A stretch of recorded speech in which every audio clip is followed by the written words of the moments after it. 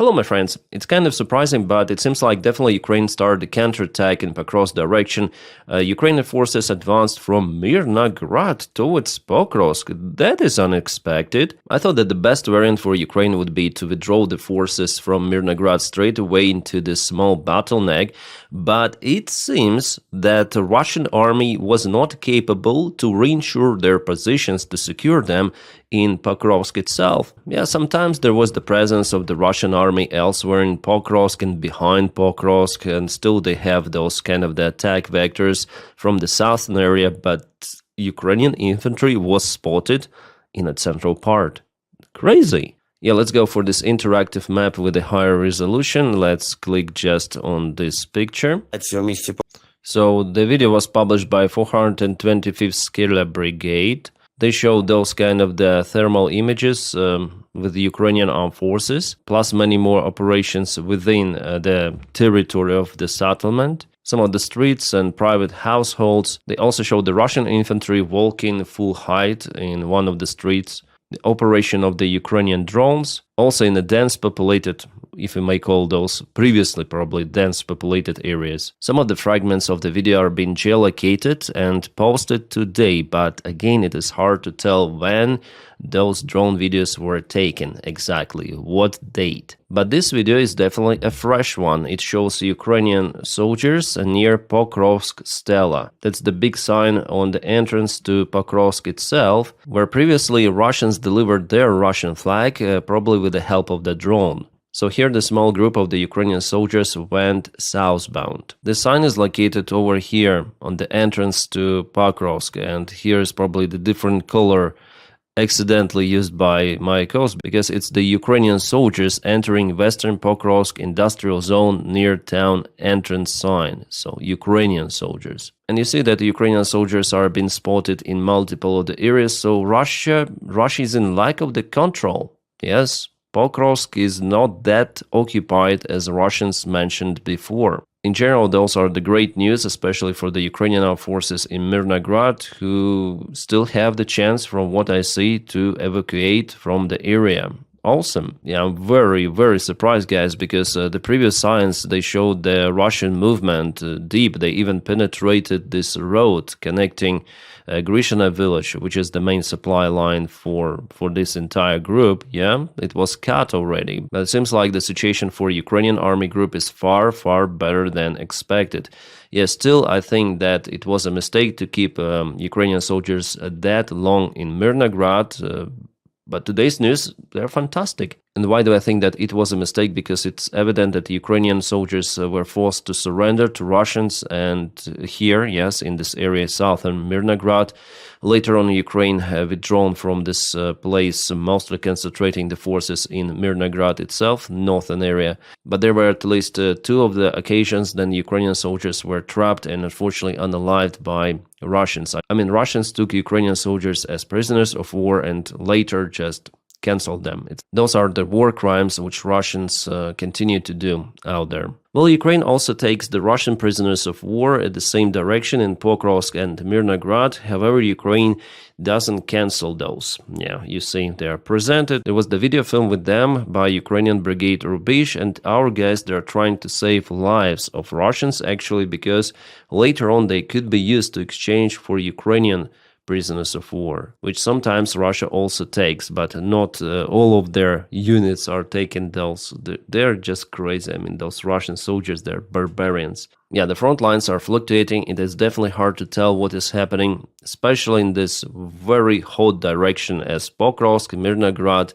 Russians reported 2 days ago that they locked this bottleneck, so there's the physical encirclement of the Ukrainian army, but we see that it's not true at all. Well, that's the reality of the war. That's the fog of war, literally. Then enemy forces and Ukrainian forces are advancing with the help of the bad weather conditions and the poor visibility. And also there is the fog of war because we have just the partial information coming from the front line. Still, there is not enough robust evidence to draw the exact, precise front line. Here it's absent mostly. And here is one more reason why I think that Ukraine should have withdrawn its forces well before.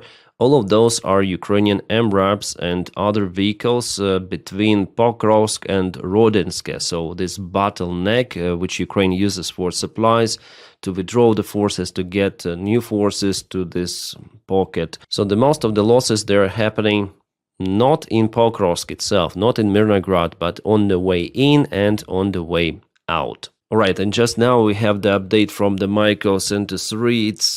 I don't know actually what is happening out there. Ukraine attacks from this side, Russia attacks from that side. Ukraine still counterattacks towards the central part of Pokrovsk. Yeah, the situation is boiling. Both of the sides operate with a small number of the forces, limited groups, drones.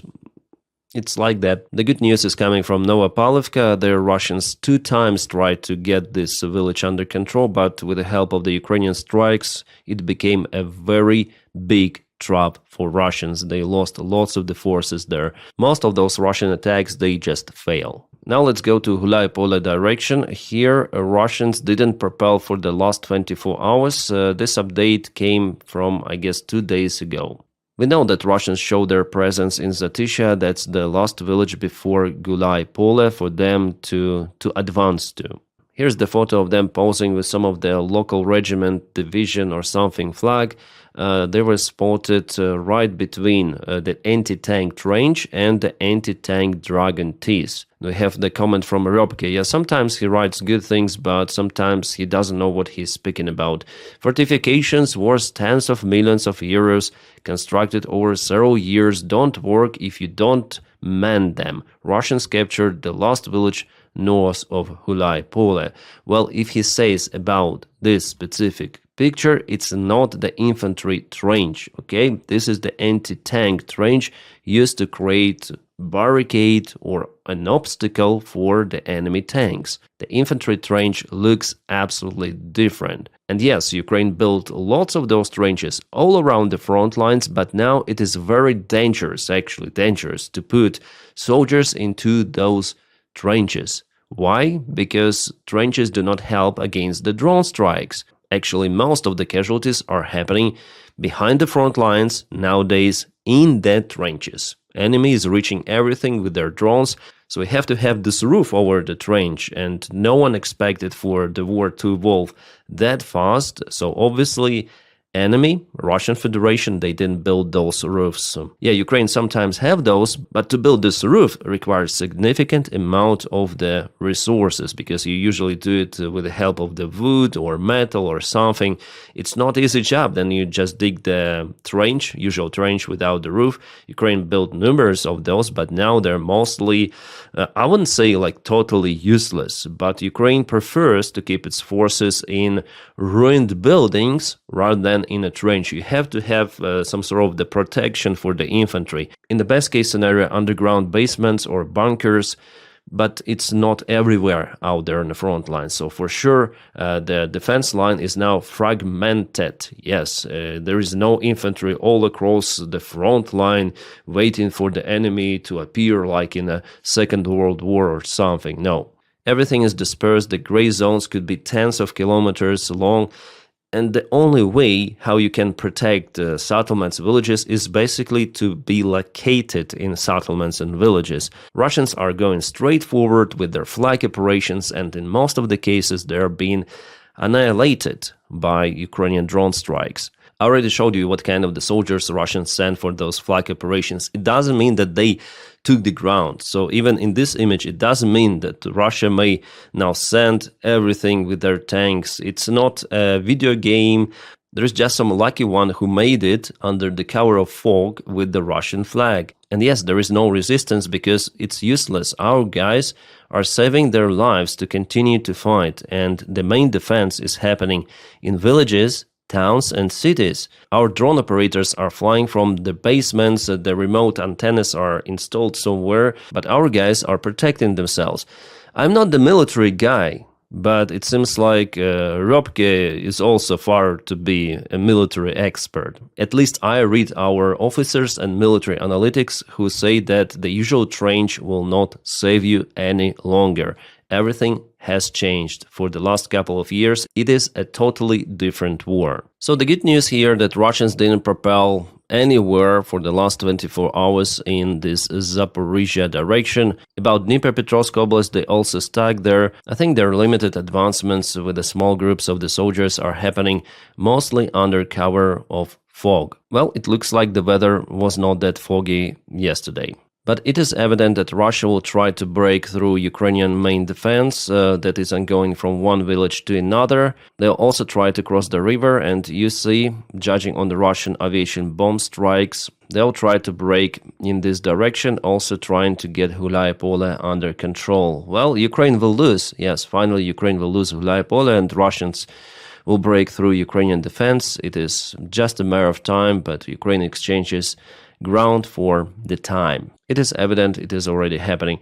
Well, here in Konstantinovka, Russia increased its presence towards Pleshivka. They advanced, but it happened like 2 days ago, something like that. If we go to the deep state, just today they came out with this update. Let's zoom into this place. It was yesterday. Yeah, here we go. Yesterday, today, but it happened 2 days ago. So we have some of the delay coming from this war map service. That's why I prefer to follow not just deep state but other analytics. I follow Maikos because he puts all of the data with those symbols, and you may check everything. The link for his Twitter account I'll put just in a video description below as usual, and there you may find this map. Our volunteers say that the situation in Siversk is also not good for Ukraine. Enemy entered the southern area of Siversk, and also they entered Zvanivka. I would say not that small village, and I wonder about the presence of the Ukrainian army in this pocket. It's hard to tell whether our guys are here. The only place where they could be is in this destroyed area. Even on satellite images you may see that this big farm was destroyed previously. Ukrainian army cannot just hide in tree lines. It's not possible nowadays for extensive period of time, absolutely. So I believe that this area could be a fully gray zone at least. In Siversk, the situation is way better than in Pokrovsk because here is the supply line and Ukraine may always withdraw from the place. The fight for Siversk couldn't go for extensive period of time. Well, there is some terrain difference here.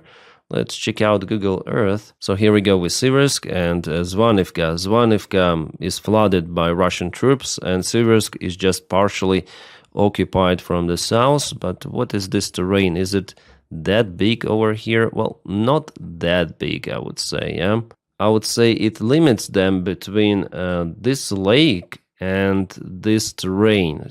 Plus, there are also two more rivers. One created this lake. It goes like this, Sukha River, and one more Bakhmutovka River goes on the right.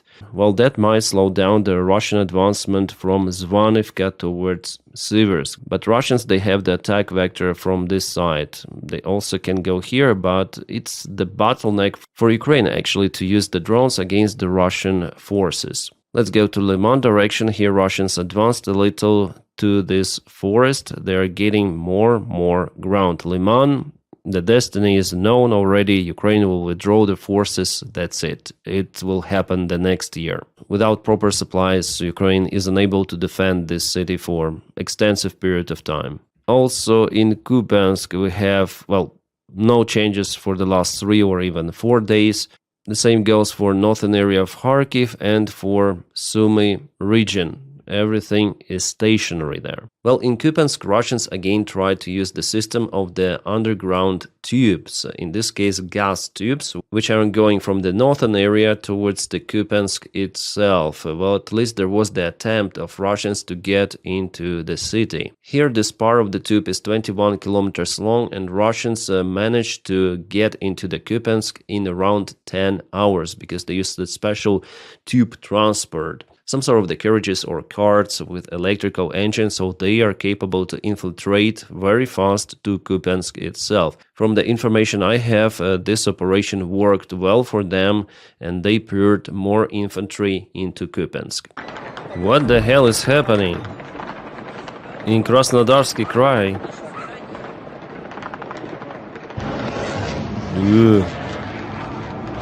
This is Russia, Krasnodarsky Krai.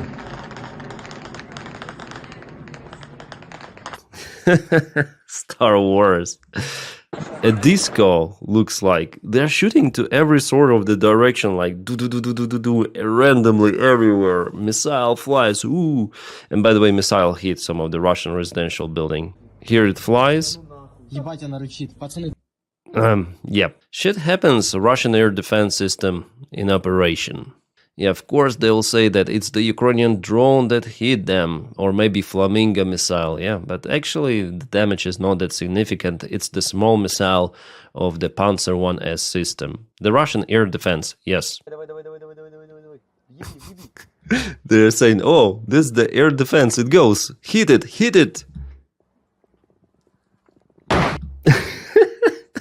It hit it. ох, нихуя.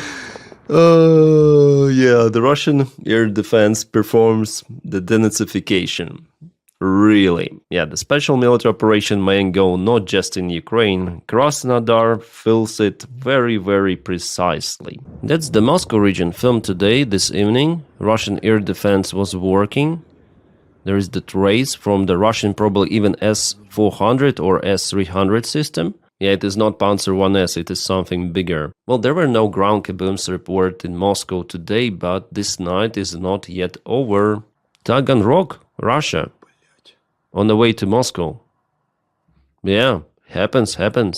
One more from the exact place in Taganrog. Something was heated up out there. I already have a report that it was the aviation factory Bribes in Taganrog that was hit this night. And it looks like definitely something is severely damaged there. Geolocated and confirmed this area.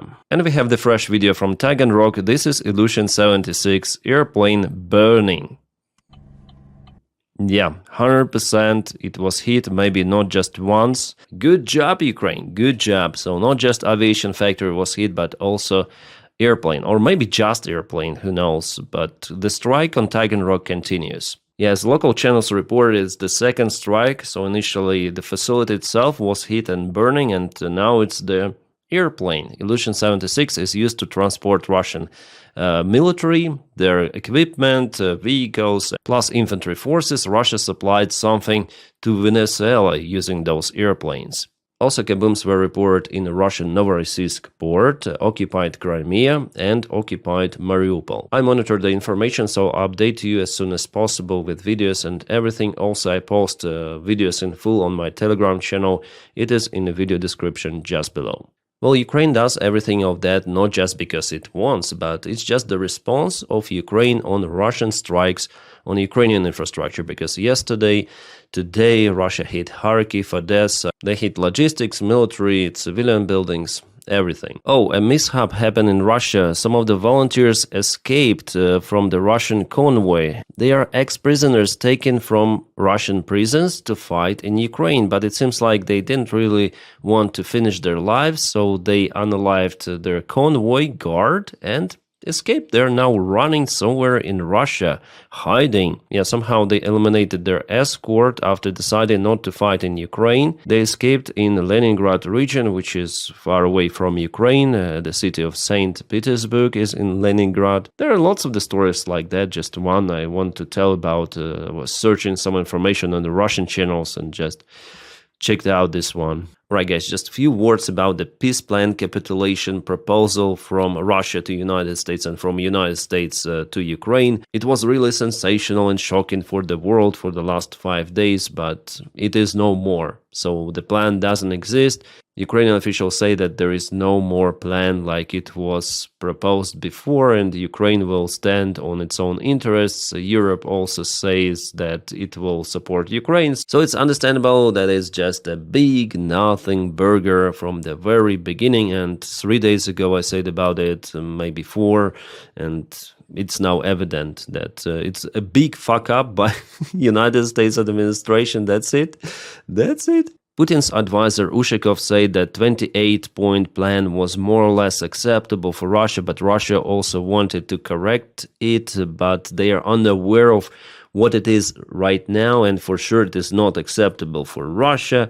as well as the European plan presented. So Russia will continue to negotiate with American administration about reaching the stable peace in Ukraine. Something like that, but we understand that Russia is not willing to stop at all. The similar rhetoric is coming from Peskov, spokesman of Kremlin. What is interesting about that one, that it shows the crack inside the White House administration. For example, J.D. Vance is now melting down on some of the senators and congressmen who are opposing or were opposing that peace plan, capitulation plan that doesn't exist any longer. For example, Senator Mitch McConnell said that Putin has spent the entire year trying to play President Trump for a fool. If administration officials are more concerned with appeasing Putin than securing real peace, then the president ought to find the new advisors. McConnell said about it maybe 3 days ago, and he has been criticized by some influencers, and including J.D. Vance. This is a ridiculous attack on the president's team, which has worked tirelessly to clean up the mess in Ukraine that Mitch, always eager to write blank checks to Biden's foreign policy, left us. I wonder if the three candidates he replaced McConnell in Kentucky shared these views here. So J.D. Vance and Witkoff, an entire White House team together with Donny, they fucked up, and now they try to bully others. You see, we try to finish this war. We try to do whatever we can. Yes, of course. They are buffoons. They're incompetent, not leaders, but managers, if we may call them managers. And you know what? China is looking at everything of that. They see that after what Russia has done in Ukraine, they're being praised by White House, who even state that, okay, we're going to return Russia to G8, we're going to lift all of the sanctions, and we're going to press, no, not the aggressor, but we're going to press the victim to surrender, to resign, to cease existing. So why not to try Taiwan in this case? At first, sanctions, everyone would be angry, Europe, United States, Japan, South Korea. But after some time, like almost 4 years, they'll be again respected because it's the rule of force. So if we let this rule of force to exist, and Donny is doing everything for it to exist. Well, there's still a difference between Trump and Putin, because Trump is more stupid than Putin, and he's a wannabe dictator. He's just not competent to become a dictator. But Trump's perception of reality is more like of Putin's. They neglect all of the international institutions, international law. They want to occupy, as he said before, Greenland and so on. So, yeah, you understand. And the similar stuff goes for China, but China will outplay United States of America with the current administration. It's already evident because they're not competent at all. They're idiots who were somehow elected. Well, we have what we have. Guys, we're at the brink of the very big events happening. The previous world order is not existing any longer, so it's gonna be war. Well, I think that Donny will still continue to support the Ukrainian military because basically MAGA supports Ukraine from what I understand. 72% of Trump voters believe we should broadly help Ukraine and hold Russia accountable for Putin's aggression, with over half of this group especially supporting actions including United States sharing intelligence with Ukraine or selling Tomahawks missiles to allow Ukraine to strike targets inside Russia. The majority of Trump voters continue to blame Putin for the failure to secure ceasefire between Russia and Ukraine, and only 16% of respondents support Russia's position that Ukraine needs to give up more territory. But sadly, J.D. Vance, Witkoff and Kushner, they go to this category, and they have influence on Donny, calling him to force Ukraine to surrender. But no, it backfired already. And since the Trump's ratings are downfalling, it is understandable why he is not saying about canceling military support any longer. It might just look on the social media that lots of the people do support Russia, Russian aggression, or the Russian army, or even Donald Trump, but most of the MAGA accounts or Russian accounts are based somewhere else. For example, the MAGA Beacon, South Asia, MAGA Scope, Nigeria, Dark MAGA, Thailand, MAGA Nation, Eastern Europe, non-EU, which is Russia. There's even a map where the most MAGA accounts are registered. You see, it's mostly Middle East, Africa and Asia. Yeah, the great part is also in the United States of America, but not that much compared to the foreign influencers. And those are definitely the bot farms created, who are not just pro-MAGA, but they also propel the Russian narratives. And it's actually good that everything of that was uncovered just like that. So now you can check out any sort of the channel, for example, Russian armies from India, Kate from Kharkiv, I think she's from Ukraine, yeah, account is based in Ukraine Android application she used to log in. I'm very surprised that it was done on Twitter, but it showed the scale of the bot farming, especially those who paid by Russia and China. Well, even if the account is based in the United States of America, it doesn't necessarily mean that it's not a bot account, because the bot farms and paid influencers, they're everywhere, also on territory of USA. Russia pays almost openly to those influencers, and by the way, to politicians too. For example, one of the British politicians was even jailed for 10 years and several months, 10.5 years. He's the close friend of Nigel Farage, by the way. Let's watch this video. Nathan Gill said nothing as he arrived to face the music at the Old Bailey. But during his time in Europe as an MEP, he had plenty to say, often supporting the Russian narrative around Ukraine, because he was getting paid to say it. The Ukrainian government is in the process of banning the two biggest TV channels in the country. Are you with us? A Mormon bishop turned politician, Gill was a key member of Nigel Farage's UKIP and Brexit parties. So it was proven that he received the money from the ex-Ukrainian member of parliament who fled to Russia and who worked with Viktor Medvedchuk, the close friend of Putin. Medvedchuk was the chief of the pro-Russian party in Ukraine before the full-scale war. Later on, he was arrested and exchanged for many of the Ukrainian warriors. Well, Medvedchuk created some sort of the syndicate to bribe European politicians, including UK politicians, to propel Russian interests and the Russian agenda. Tasked Gill with making pro-Russian TV appearances and speeches in the European Parliament. When police stopped Gill as he was about to board a flight to Russia and seized his phone, they found WhatsApp messages like this one, talking about gifts and postcards, code for cash. This Gill was stupid enough not to clear his WhatsApp messages, where they spoke with Oleg Voloshin, this guy who works for Medvedchuk, so this is some sort of the clerk in this syndicate. So they delivered those postcards and Christmas presents to Gill directly in cash. Police researched his apartment and they found lots of the cash elsewhere. That's just one of those pictures. Do you know what the Xmas gifts were or the Christmas gifts are? No comment. No comment. He also received crypto. Allowing money to corrupt your moral compass constitutes a grave betrayal of the trust vested in you by the electorate. So he was jailed for 10.5 years in prison. That's nice. That's awesome. He hadn't just abused the trust of voters.